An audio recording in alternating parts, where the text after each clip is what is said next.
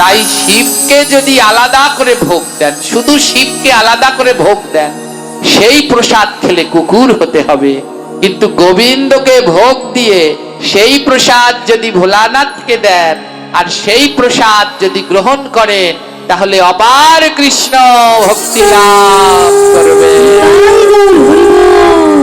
কে বলেছে শিবের প্রসাদ খাওয়া যাবে না? যাবে, কিন্তু ওই প্রসাদটা আগে হরিকে, নারায়ণকে নিবেদন করতে হবে। শিব ঠাকুরের জন্য যে গোটা ফল নিয়ে যান জল ঢালতে গেলে মায়েরা, ওই এক একটা ফল আগে নারায়ণকে স্পর্শ করে নিতে হবে, তারপরে সেই প্রসাদী ফল শিবকে দিলে তাহলে কোনো অপরাধ। এখন দেখছেন হিন্দু মিডিয়া চ্যানেলটি সাবস্ক্রাইব করুন। নিম্নগণম যথা গঙ্গা, নদীর ভিতরে শ্রেষ্ঠ গঙ্গা। দেবানাম অচ্যুতা যথা, যত জগতে গোবিন্দের দেবতা নাম আছে তার মধ্যে শ্রেষ্ঠ হলো অচ্যুত। বৈষ্ণবানাম যথা শম্ভু, জগতে যত বৈষ্ণব আছে তার মধ্যে শ্রেষ্ঠ হলো দেবাদিদেব মহাদেব। কাল হলো দুটি ধারণ। কেউ কেউ মনে করে এই শিবরাত্রি হলো মা পার্বতী এবং শিবের বিবাহ বার্ষিকী, কিন্তু আদৌ এই শিবরাত্রি হলো দেবাদিদেব মহাদেবের আবির্ভাব তিথি। এই শিবরাত্রির দিনই ভোলানাথ শিবলিঙ্গ রূপে জগতে আবির্ভূত হয়। শিব মানে সুন্দর আর লিঙ্গ মানে প্রতীক। এই জগৎকে সুন্দর করবার জন্য প্রভু সুন্দরের প্রতীক হয়ে বিশ্ব ব্রহ্মাণ্ডে ধরা দেন।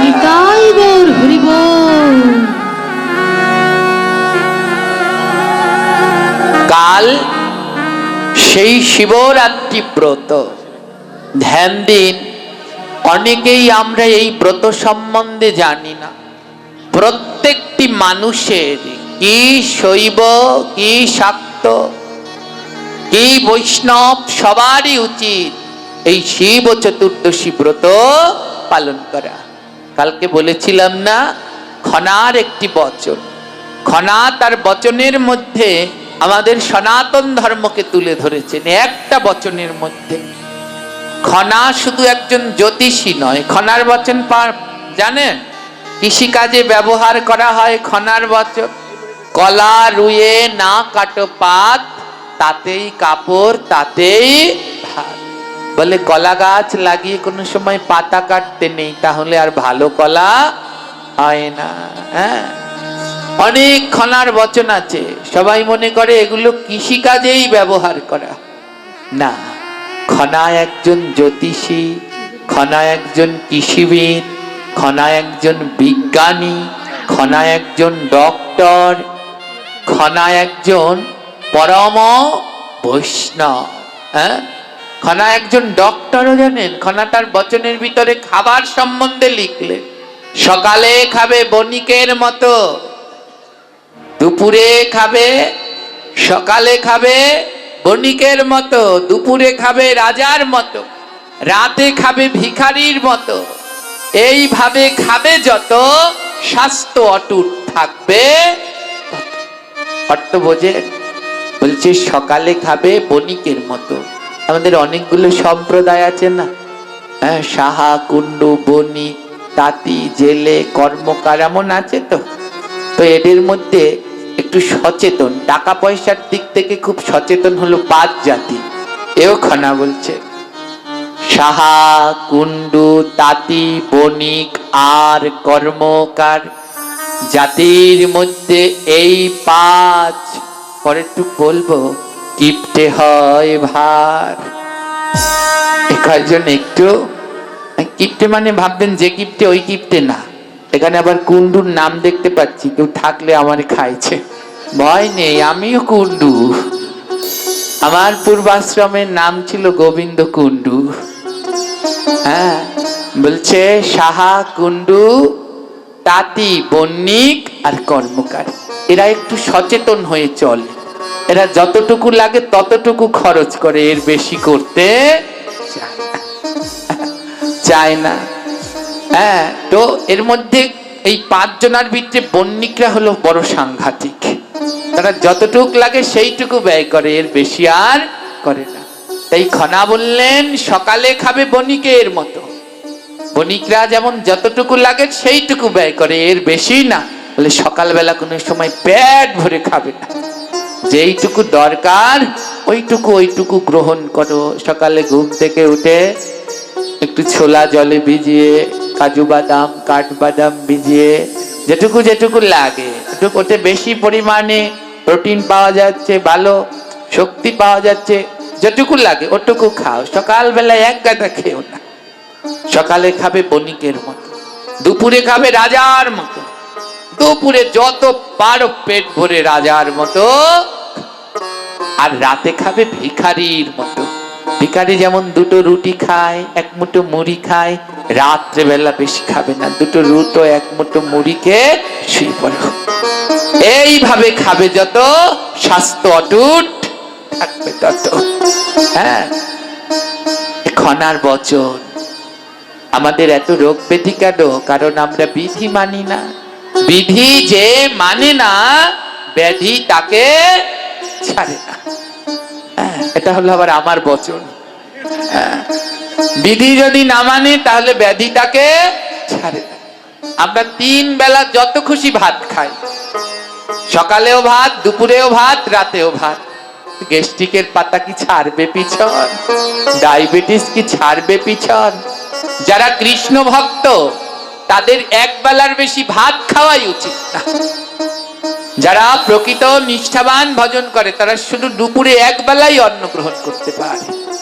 অন্নভোগ কয় বেলা লাগে ভগবানের? 1 বেলা। সেই সকালে দুপুরে একবার অন্নভোগ লাগে। ভক্তদেরও উচিত 1 বেলাই অন্ন প্রসাদ গ্রহণ করে। রাতে আবার গোবিন্দকে রুটি আদি দাও, সেই প্রসাদ গ্রহণ করা উচিত। সকালে সামান্য জল খাবার, চিরামুড়ি কিছু একটা খেয়ে দেওয়া উচিত। কিন্তু আমরা তো ইচ্ছে মতো খাবার খাচ্ছি, তার জন্য বেধিও আমাদের পিছন ছাড়ছে না। হ্যাঁ, এগুলো হলো আমাদের মনের রোগ, বুঝলেন তো? একাদশী করতে গেলে, একাদশী করেন এখানে কারা কারা একাদশী ব্রত পালন করেন? হাত তুলবেন তো একটু মায়েরা। বাহ, অনেক সুন্দর, খুব ভালো লাগলো। প্রায় উঠে গেছে। মাঝে মাঝে কয়েকটু জায়গায় মরুভূমির চর আছে, ভয় নেই, ও থাকবে না, ও একদিন ঠিক হয়ে যাবে। একাদশী ব্রত করবেন। একাদশী সমস্ত পাপের ক্ষয় হবে, কিন্তু একাদশী না করলে কোনোদিন ক্ষমা হবে না। হ্যাঁ, একাদশী ভয় পায় অনেকে, যে যদি না খেয়ে থাকি তাহলে বোধহয় অসুস্থ হয়ে যাব, মরে যাব। ভুল ধারণা। 15 দিনে যদি 1 দিন না খান, ভাত 1 দিন না খেলে মরে যাবে? মরবেন না, কিচ্ছু হবে না। বিশ্বাস রাখতে হবে গোবিন্দের উপরে। একাদশী আমাদের ধর্মে কোনোদিন কোনো কুসংস্কার নেই। আমাদের ধর্ম হলো বিজ্ঞানসম্মত। একটা মেশিন যদি টানা 24 ঘন্টা চলতে থাকে, ভালো থাকবে? দিনের পর দিন, মাসের পর মাস চলতে থাকে, ভালো থাকবে? একটা ফ্যান, পাখা মাসের পর মাস চলতে থাকলো, ভালো থাকবে কি? ওকে একটু মাঝে মাঝে বিশ্রাম দিতে হয়, সুইচটাকে একটু অফ করতে হয়, তাহলে ও অনেকটা দিন ভালো থাকবে। এই দেহটাও একটা মেশিন, এর মধ্যে পাকস্থলী আছে, সবাই একটু একটু বিশ্রাম পায়। চোখ সারাদিন যদি না ঘুমান ভালো থাকবে? চোখের বিশ্রাম লাগে, ঘুমাতে হয়। তদ্রূপ একটা হলো পাকস্থলী, ওর কাজ হলো এই খাবারগুলো হজম করা। সারাদিন কাজ চলতে আছে, ওকেও মাঝে মাঝে বিশ্রাম দিতে হয়। ডক্টর বলেন, বিজ্ঞান বলেন, প্রত্যেক 15 দিনে 1 দিন না খেয়ে থাকতে হয়। যেদিন না খেয়ে থাকবেন ওদিনকে পাকস্থলীটা একটু বিশ্রাম পায়, রেস্ট পায়, তাহলে ও অনেক দিন ধরে ভালো থাকতে পারে। আর ওটাই আমাদের ধর্ম মতে ওর নাম হলো একাদশী। কয়দিন পর পর হয়? 15 দিন পর পর। এই একদিন যদি একটু ভাত না খান মরে যাবেন। আবার রুটি খান নাকি একাদশী করে? অনেকে আবার খায়, আটাদশী করে তারা। সাবধান, রুটি খাবেন না। একাদশীর দিন পঞ্চশস্যকে বর্জন করতে হবে। ধান জাতীয় যা আছে তা, জব জাতীয় যা আছে তা, ডাল জাতীয় যা আছে তা, তেল জাতীয় যা আছে তা, এই পঞ্চশস্যকে বর্জন করে আর বাকি যা আছে সমস্ত ধরনের সবজি, আলু, পেঁপে, কুমড়ো, শশা, দুধ, সাগু, পালক, এগুলো সব ফলমূল, এগুলো সব প্রসাদ হিসেবে পেতে পারে। শুধু 5টা জিনিসকে বাদ দিতে হবে, পঞ্চশস্যকে। তো একদিন যদি একটু অন্ন না গ্রহণ করেন, রুটি না খান, মরে যাবেন মায়েরা। জোরে বলেন, মরবেন। তা যেই কয়জন হাত তোলেননি তাদেরকে বলছি, মরবেন না, অবশ্যই একাদশী ব্রত করবেন। আমি কিন্তু 12 মাস কোনো সময় ভাত খাই না। 12 মাস কোনো সময় আমি ভাত খাই না, চালের কিছু খাই না, চিরা মুড়ি কোনো কিছু খাই না, কোনো রুটি কিছু, যতটা পারি কোনো ধরনের আমি কিছু খাই না। 12 মাস আমি সবজি তা সিদ্ধ করে খাই, কোনো তেল মশলা না পারতে আমি ধরি না। আর ফল, তাও কোনো বিদেশি ফল আমি খাই না।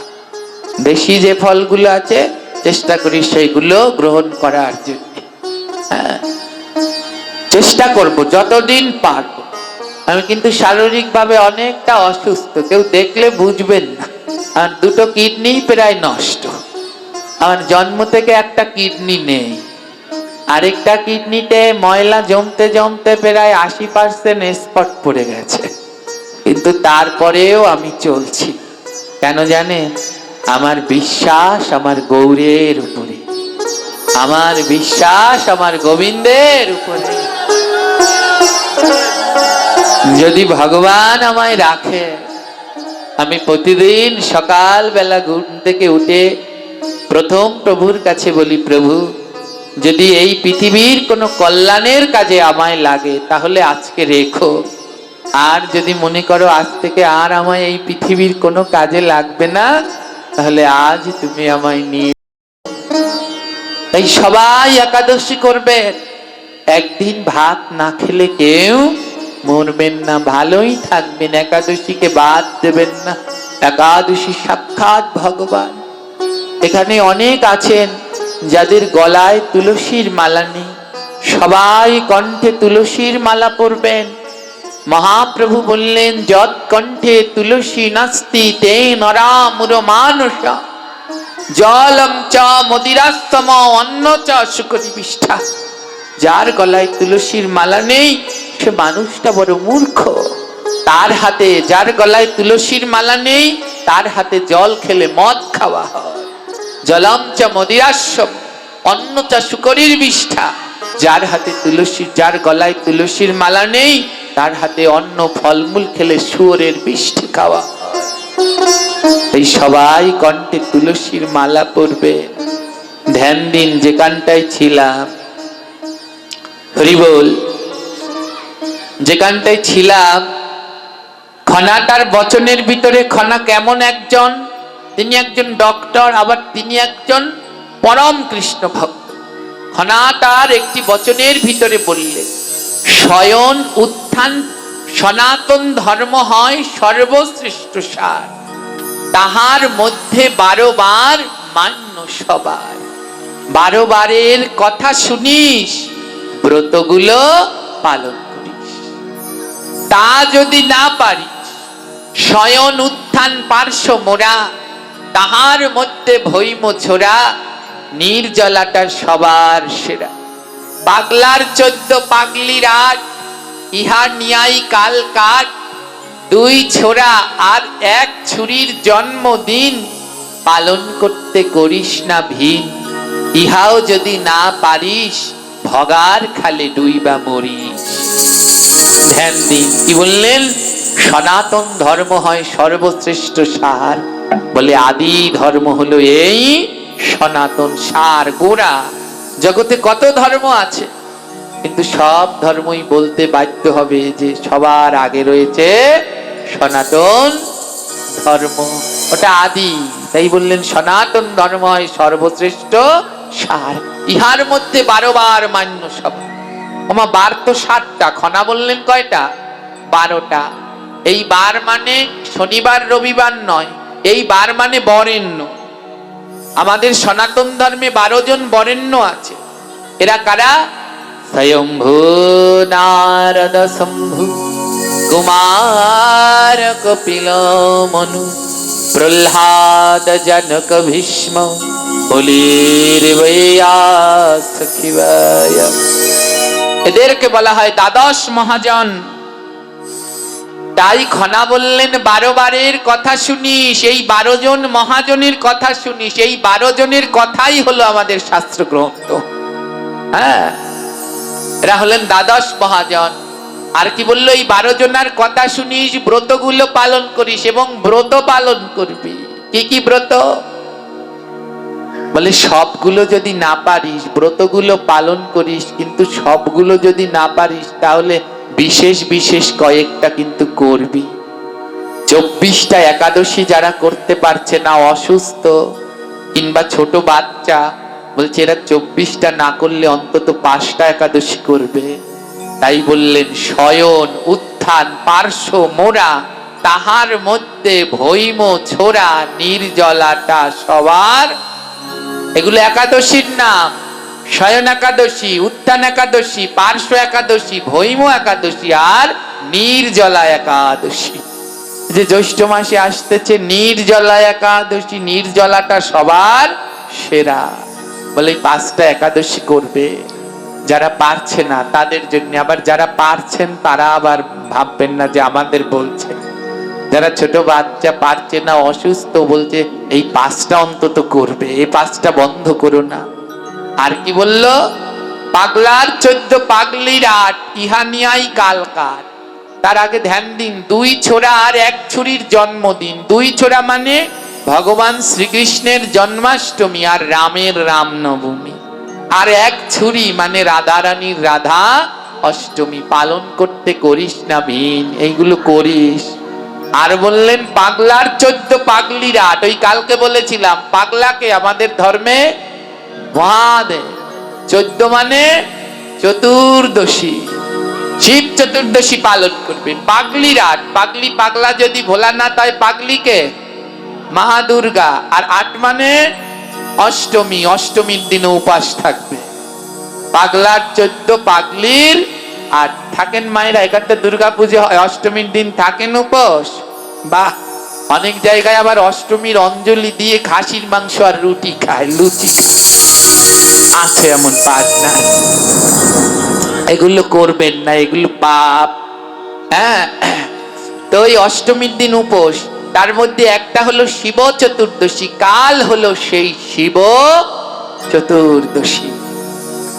জগতে 365 দিনের ভিতরে 18টা শুভ দিন আছে, তার মধ্যে একটা হলো আসছে কালকের দিন, এই শিব চতুর্দশী। তাই কালকে সবাই চেষ্টা করবেন ব্রত থাকতে, উপবাস থাকতে। যে যতটা পারেন, যে নির্জলা পারবেন সে তো ভালো, যে নির্জলা না পারবেন জল খাবেন, যে জল না খেয়ে পারবেন সে জলের সাথে ফল খাবেন, যে জল আর ফল না খেয়ে পারবেন সে একাদশীর মতো সবজি সাবু রান্না করে খাবেন। শুধু পঞ্চশস্য গ্রহণ করবেন না। আর পঞ্জিকা খুলে দেখবেন পরের দিনকে আবার ব্রতের পারণ আছে, ওই পারণের টাইমে পারণ করে নেবেন। হ্যাঁ, তো কাল সেই শিবরাত্রি ব্রত। এই শিবরাত্রি ব্রতে আমরা অনেক কিছু ভুল করি। প্রথম যেটা ভুল করি, শিবকে তো সবাই জল দেই, শিবের মাথায় জল দেই তো, আর সবাই শিবের চরণামৃত পান করে। এ জগতে যে শিবের চরণামৃত পান করবে তাকে নরক বাস করতে হবেই হবে। এ জগতে সবার চরণামৃত পান করা যায়, একমাত্র ভোলানাথের চরণামৃত পান করা। শিবের চরণামৃত পান করলে তাকে নরকে যেতে হয়। আর এ জগতে সবার প্রসাদ খাওয়া যায়, শিবের প্রসাদ খাওয়া যায় না। শিবের প্রসাদ খেলে তাকে কুকুর হতে হয়। হ্যাঁ, এই শ্লোকেই বললাম, প্রথম যে শ্লোক পাঠ করলাম কি বলল? অগ্রাহম শিব নৈবেদ্যম, যে শিবের নৈবেদ্য গ্রহণ করবে। কি কি নৈবেদ্য? ন অগ্রাহম পত্রাম পুষ্পম ফলম জলম, যে শিবকে নিবেদিত ফুল, জল, পাতা ইত্যাদি গ্রহণ করবে। অগ্রাহম স্বয়ং জনীলভম, স্বয়ং মানে কুকুর। যদি শিবকে দেয়া ফুল, জল, ফল কেউ গ্রহণ করে, তাকে পরের জন্মে কুকুর হতে হয়। ধ্যান দিন, কেউ মনে যেন আবার কষ্ট পাবেন না যে আমি শিব ঠাকুরের পুজো করি, এমন একটা শিব ঠাকুরের নামে কথা বললেন। ধ্যান দিন, আমি তো জানি না পুজো করতে, কিন্তু আমার জ্ঞান হবার পর থেকে আমি কোনোদিন শিব ঠাকুরের শিবলিঙ্গে জল না দিয়ে আমি জল পান করি না। হ্যাঁ, ভোলানাথের যতটুকু পারি চেষ্টা করি। শিবের চরণামৃত খাওয়া নিষেধ কেন? বলে এ জগতে বৈষ্ণবের চরণামৃত পেলে তো উদ্ধার হয়। বলে শিব হলো বৈষ্ণবদের মধ্যে শ্রেষ্ঠ, তাই চরণামৃত পেট ভরে নয়, সামান্য নিতে হয়। কিঞ্চিত এতটুকু চরণামৃত নিতে হয় যেন গলা থেকে, মুখ থেকে গলা পর্যন্ত যেতে যেতেই নালিতেই ওটা শুকিয়ে যায়, যেন পাকস্থলিতে, প্রচ্ছাপ নালিতে পর্যন্ত না যায়। বলে শিব এমন পরম বৈষ্ণব, তার চরণামৃত তো যেন গলায়ও না যায়। বলে শিবের চরণামৃত কি করবে? বলে শিব হলো সেই, আমার শিবের হাতে একটা ত্রিশূল আছে। ত্রিশূলে কয়টা শুল থাকে? 3টা। বলে যতদিন পর্যন্ত ওই শিবের ত্রিশূলের ছোঁয়া না লাগবে, ততদিন পর্যন্ত আমাদের চোখ খুলবে না। শিবের চরণামৃত চোখে লাগাতে হয়। এ জগতে যত চরণামৃত, সব চরণামৃত পান করলে কৃষ্ণ ভক্তি হয়, আর শিবের চরণামৃত চোখে লাগালে কৃষ্ণকে ওই চোখে দেখতে পাওয়া যায়। বলে অন্য কোন চরণামৃত চোখে লাগালে কৃষ্ণ দেখতে পাবে না, একমাত্র ভোলানাথের চরণামৃত চোখে লাগালে কৃষ্ণ দেখা যায়, গোবিন্দ দেখা যায়। তাই শিবের চরণামৃত পান করতে নিষেধ বললেন। এতে ভোলানাথকে ছোট করা নয়, তাকে পরম বৈষ্ণব রূপে করলেন। বলে তার চরণামৃত যদি নিয়মিত চোখে লাগাও, তাহলে ওই চোখে গোবিন্দের দর্শন পাওয়া যায়। কোন জীব যদি শিবের চরণামৃত চোখে না দেয়, কোন জন্মে তার ওই চোখে কৃষ্ণ দর্শন হয় না। শিবের চরণামৃত এত শ্রেষ্ঠ করলেন ভগবান, বলে ওটা চোখে না লাগালে কোনোদিন গোবিন্দ দর্শন পাবে না। তাই শিবের চরণামৃত চোখে লাগাবেন, ভোলানাথকে অভিষেক করিয়ে সেই চরণামৃত খাবেন। জোরে বলেন মায়েরা, খাবেন না, মস্তকে ধারণ করবেন আর চোখে লাগাবেন। কেমনি, কেমন করে লাগাবেন? এই চরণামৃত নিলেন, নিয়ে এমনি এমনি করে লাগাবেন না। শিবের চরণামৃত চোখে লাগানোর নিয়ম আছে। শিবের চরণামৃত চোখে লাগানোর সময় শিখে নিন, এই যে 5টা আঙুল, মধ্যের 2টো আঙুল বোটে ফেলতে হবে, এমনি করতে হবে। করুন আমার সাথে। 5টা আঙুলের 2টো আঙুল বোটে এমনি করে 3টা কাকড়ার মতো করতে হবে। একটা কাকড়া হয়ে গেল। এবার এই 3টি আঙুল চরণামৃতের মধ্যে একসাথে ডুবাতে হবে, ডুবিয়ে চোখে লাগাতে হবে। 3টি আঙুল কেন? কারণ আমাদের চোখ তো 2টো না, চোখ কটা? 3টা। তাই বুড়ো আঙুল যাবে ডান চোখে, কেন আঙুল যাবে বা চোখে, আর তর্জনী আঙুল লাগবে জ্ঞান চোখে। একসাথে 3 আঙুল দিয়ে 3 চোখে চরণামৃত দিতে হবে। হ্যাঁ, আমি নিজেও জানতাম না এসব আগে, শিব পুরাণের মধ্যে এগুলো উল্লেখ রয়েছে। 3টি আঙুল ডুবিয়ে একসাথে 3 চোখে লাগাবে।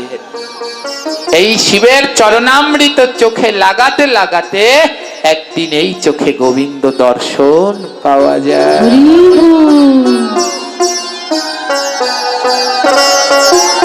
তাই তাই কোন সময় শিবের চরণামৃত পান করতে, আরেকটা কি বললেন, শিবের নৈবেদ্য গ্রহণ করতে নেই, শিবের প্রসাদ ধ্যান দিন, গ্রহণ করা যাবে।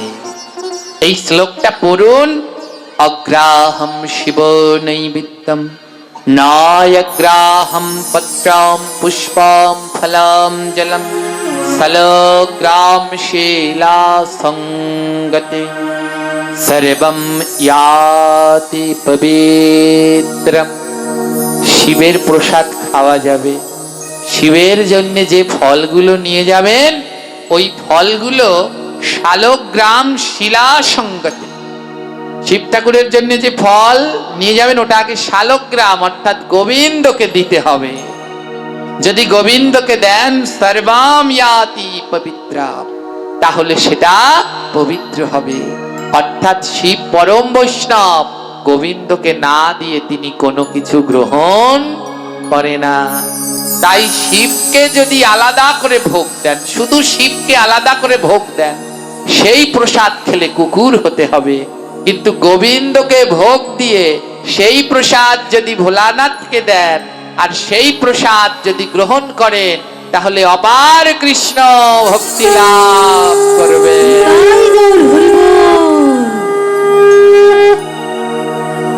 কে বলেছে শিবের প্রসাদ খাওয়া যাবে না? যাবে, কিন্তু ওই প্রসাদটা আগে হরিকে, নারায়ণকে নিবেদন করতে হবে।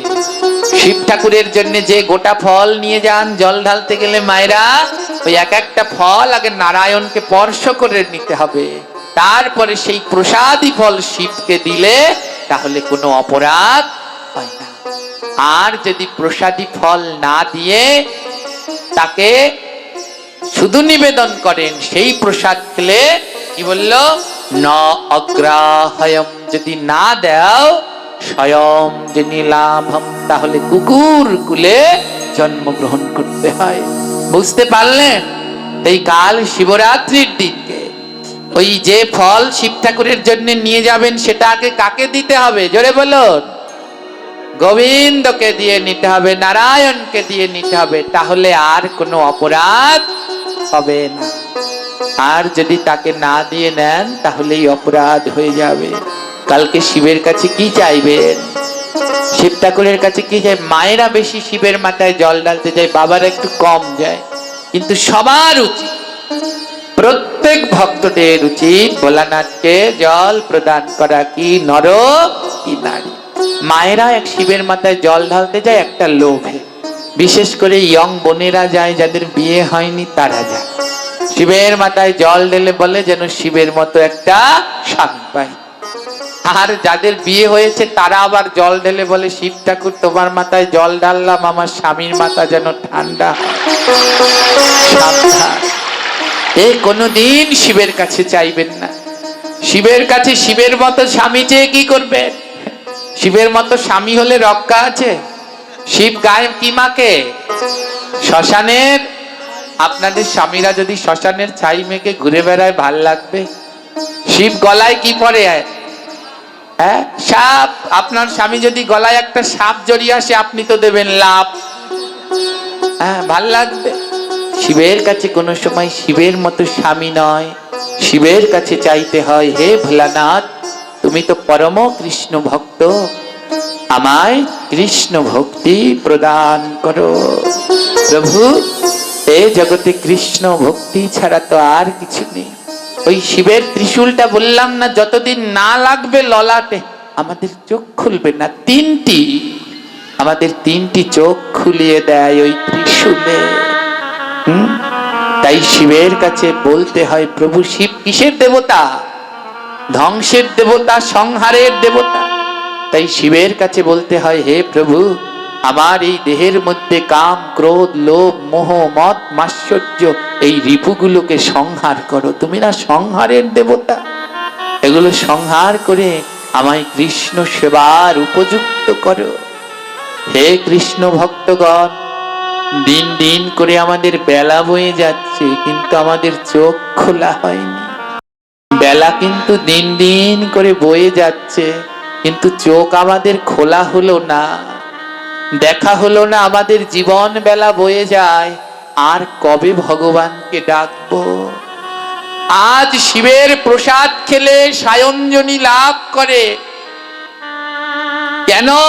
কারণ শিব পরম বৈষ্ণব। এই দুর্গা পুজো হয়, কালী পুজো হয়, ভক্তরা প্রসাদ নিতে চায় না, বলে দুর্গা পুজোর প্রসাদ খাবো না, কালী পুজোর প্রসাদ খাবো না। কেন খাবে না? 100 বার খাবে।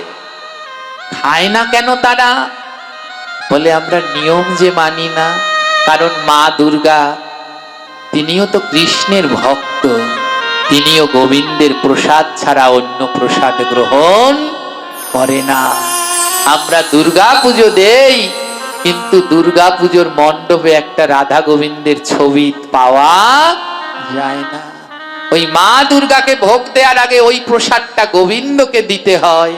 গোবিন্দকে দিয়ে সেটা যদি মা দুর্গাকে দেয়, তাহলে মা দুর্গা নিতেও বাধ্য, আর যারা ভক্ত আছে তারা নিতেও বাধ্য। ভোলানাথ পরম বৈষ্ণব, গোবিন্দের প্রসাদ ছাড়া সে অন্য প্রসাদ গ্রহণ করে না। একটা বিশাল আলোচনাই আছে। ভোলানাথের শিষ্য নারদ, সেই নারদের নখের মধ্য থেকে গোবিন্দের প্রসাদ লাভ করেছিল। জগতে প্রথম প্রসাদ লাভ করেছিল গোবিন্দের লক্ষ্মী, দ্বিতীয় লাভ করেছিল নারদ, আর তৃতীয় লাভ করেছিল দেবাদিদেব মহাদেব, আর চতুর্থ লাভ করেছিলেন মা দুর্গা। তিনিই রয়েছেন এখন পুরীতে, নাম হলেন তার মা বিমলা। হ্যাঁ, এই ভোলানাথ গোবিন্দের প্রসাদ বিনা কিচ্ছু বোঝে না। কিন্তু আমরা অধম মানব জাতি এই গোবিন্দের প্রসাদের মূল্য বুঝতে পারলাম না। এই প্রসাদ কত দুর্লভ বুঝতে পারলাম না।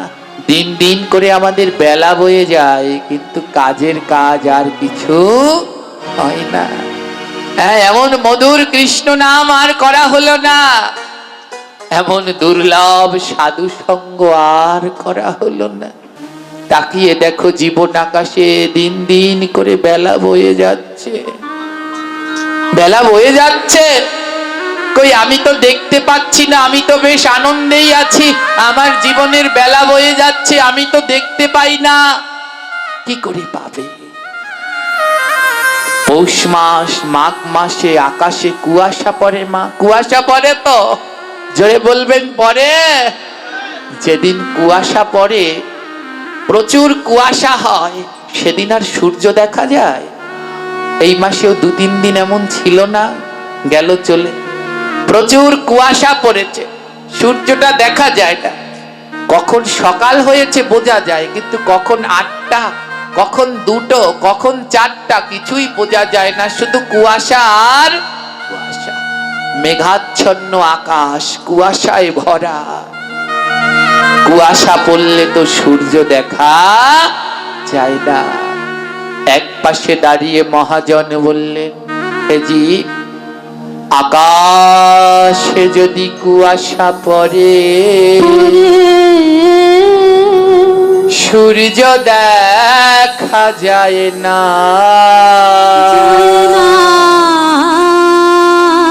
আর মনে যদি কুয়াশা থাকে, তো কৃষ্ণ দেখা যায় না।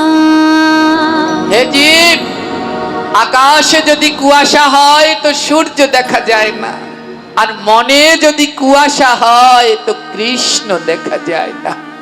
কুয়াশা 2 প্রকার, একটা আকাশে হয়, ওটাও কুয়াশা, আবার আমাদের মনের ভিতরে আছে, ওটার নামও কুয়াশা। এই মনের ভিতরে যদি কুয়াশা থাকে, বোঝেন মা? কুয়াশা, কোনো ভালোবাসা নেই, সুআশা নেই। যদি মনের ভিতরে কুয়াশা থাকে, তাহলে কোনো দিন কৃষ্ণ দেখা যায় না। তাই আমাদের জীবন মেলা দিন দিন বয়ে যাচ্ছে, কিন্তু আমরা টের পাচ্ছি না। আমাদের বেলা যে বয়ে যায় আমরা বুঝতে পারছি না। বলে কেন বুঝতে পারলাম না? কারণ আমাদের মনে কুয়াশায় ভরা। তাই আমাদের বেলা চলে যায়, আমাদের আর কৃষ্ণ দেখা হলো না। হরি বল, হরি বল। এত কুয়াশা এই মনে জমেছে, আমাদের আর কৃষ্ণ দেখা হলো না।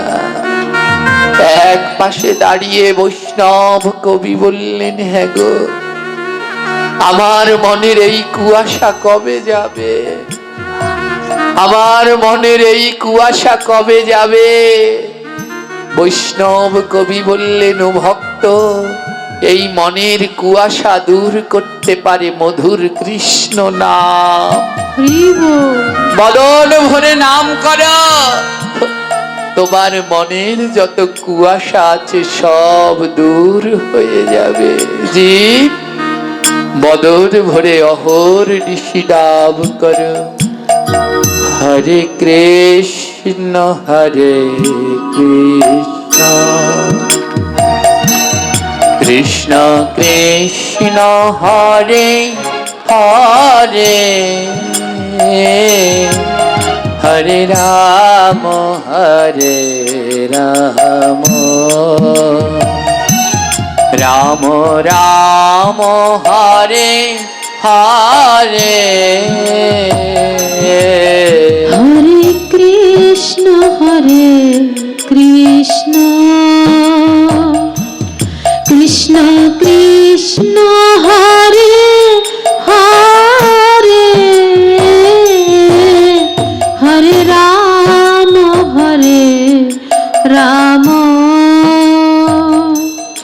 রাম রাম হরে হরে, হরে কৃষ্ণ হরে কৃষ্ণ, নিতাই গৌর হরি বল, হরি বল। কৃষ্ণ হরে হরে, হরে রাম হরে রাম, রাম রাম হরে হরে, হরে কৃষ্ণ হরে, সবাই বদন ভরে গাইবেন, কৃষ্ণ কৃষ্ণ হরে হরে, হরে রাম রাম, রাম রাম হরে হরে, হরে কৃষ্ণ হরে কৃষ্ণ, কৃষ্ণ কৃষ্ণ হরে হরে, হরে রাম হরে রাম, রাম রাম হরে হরে, হরে কৃষ্ণ হরে কৃষ্ণ, হরি গৌর হরি, কৃষ্ণ কৃষ্ণ হরে হরে, হরে রাম রাম, রাম রাম হরে হরে। তো বলল, ও বৈষ্ণব কবি, দিন দিন আমার বেলা বয়ে যায়, কিন্তু আমি বুঝতে পারি না আমার এই কুয়াশাগুলো কেমন করে কাটবে। বৈষ্ণব কবি বলল, নাম করো, এই নামে সব কুয়াশা দূর হয়ে যায়। ভক্ত, নাম করো, নাম করো। সেই দিন থেকে ভক্ত নাম করছে। ভক্ত বৈষ্ণব কবিকে ডেকে বললেন, বৈষ্ণব কবি, কতদিন ধরে নাম করি, কিন্তু আবার মনের কুয়াশা তো যায় না। হরি বল। বৈষ্ণব কবি বলে, জানো, আকাশের কুয়াশা সম্পূর্ণ রূপে দূর হয় যখন আকাশের মেঘগুলো কেটে যায়, সব কুয়াশা দূর হয়ে যায়। ওই মেঘগুলো যখন বৃষ্টি রূপে ঝরে, তখন সব কুয়াশা দূর হয়ে যায়। জানো, জানো ভক্ত, আমাদের মনের ভিতরেও কিছু মেঘ আছে। এই মেঘের জন্য কুয়াশাগুলো সরতে পারছে না। তাহলে আবার মনের কুয়াশা যাবে না? এই কৃষ্ণ নামে কি কোনো কাজ হবে না? হবে। যেদিন তোমার নাম আমার প্রভু গ্রহণ করবে, সেদিন কৃষ্ণ নামে কাজ হবে। কি করে বুঝবো আমার নাম প্রভু গ্রহণ করেছে? শোনো, তুমি ভোগ লাগাচ্ছ, কি করে বুঝবে তোমার ভোগ প্রভু গ্রহণ করেছে? যেদিন ভোগ লাগাতে গিয়ে দেখবে দু নয়ন থেকে জল ঝরছে, সেদিন বুঝবে তোমার ভোগ প্রভু গ্রহণ করেছে। তুমি ভাগবত পাঠে যাচ্ছ, কি করে বুঝবে তোমার পাঠ প্রভু গ্রহণ করেছে? বলে যেদিন পাঠ শুনতে বসে দেখবে নয়নে জল ঝরছে, সেদিন বুঝবে তোমার ভাগবত পাঠ শ্রবণ আমার প্রভু গ্রহণ করেছে। তুমি গীতা পাঠ করছ, কি করে বুঝবে তোমার গীতা পাঠ প্রভু গ্রহণ করেছে? বলবে যেদিন গীতা পাঠ করতে গিয়ে দেখবে নয়নে আর জল বাঁধতে পারছো না, জল ঝরছে, সেদিন মনে রাখবে তোমার গীতা পাঠ প্রভু গ্রহণ করেছে। তুমি নাম করছ, কি করে বুঝবে তোমার নাম আমার প্রভু গ্রহণ করছে? যেদিন দেখবে নাম করছো আর দুই নয়নে জল ঝরছে, সেদিন জেনে নেবে তোমার নাম আমার প্রভু গ্রহণ করেছে। হরে কৃষ্ণ হরে হরি বল, হরি বল। কৃষ্ণ কৃষ্ণ হরে হরে, হরে রাম হরে রাম, রাম রাম হরে হরে। হরে কৃষ্ণ হরে কৃষ্ণ, কৃষ্ণ কৃষ্ণ হরে হরে, হরে রাম হরে রাম, রাম রাম হরে হরে। হরে কৃষ্ণ হরে কৃষ্ণ, কৃষ্ণ কৃষ্ণ হরে হরে, হরে রাম হরে রাম, রাম রাম হরে হরে। কৃষ্ণ হরে কৃষ্ণ, কৃষ্ণ কৃষ্ণ হরে হরে,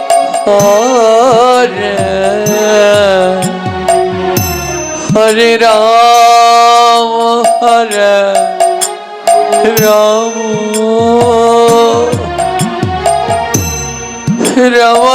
রাম রাম হরে হরে। হরে কৃষ্ণ হরে কৃষ্ণ, কৃষ্ণ কৃষ্ণ হরে হরে, হরে রাম হরে রাম, রাম রাম হরে হরে। ভক্ত ছুটতে ছুটতে গেল বৈষ্ণব কবি, আমি এত নাম করি জানো, কিন্তু ওই কৃষ্ণ নামে আমার দুই নয়নে জল ঝরে না।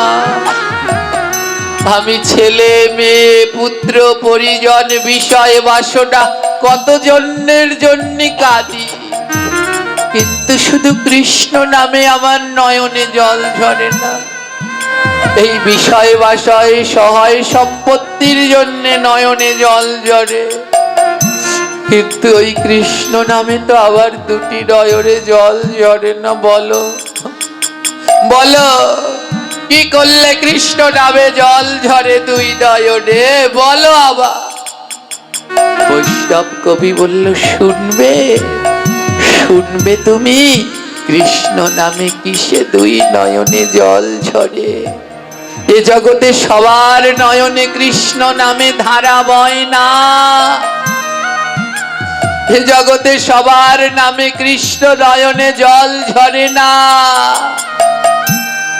বলে কার নামে ঝরে? বলে কার নামে ঝরে জানো? যারা ভক্তের অঙ্গ পরশ করে, যারা ভক্তের অঙ্গ পরশ করে, বলে তাদের নয়নে জল ঝরে,